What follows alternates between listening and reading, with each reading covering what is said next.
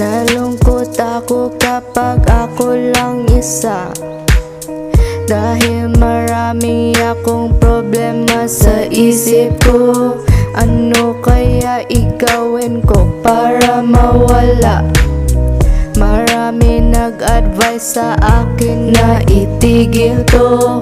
Hindi ko kinaya kasi parati nag-iisip.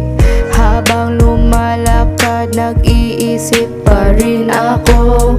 Marami nagsabi na tumaba na daw ako.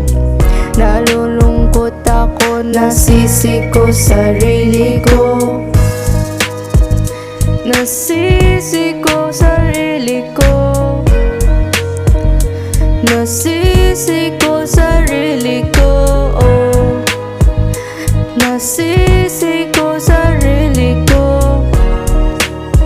Naisisi ko sarili ko.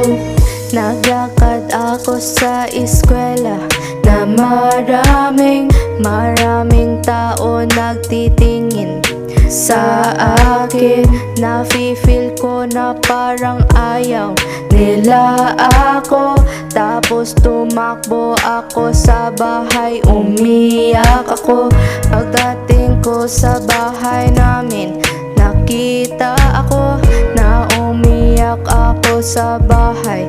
Sinabi ko kay mama na may problem ako. Sinabi ko sa kanya na ang taba ko. Nasisi ko sarili ko.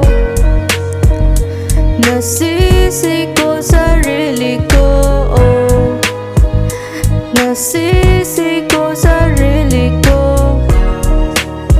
Naisisi ko sarili ko.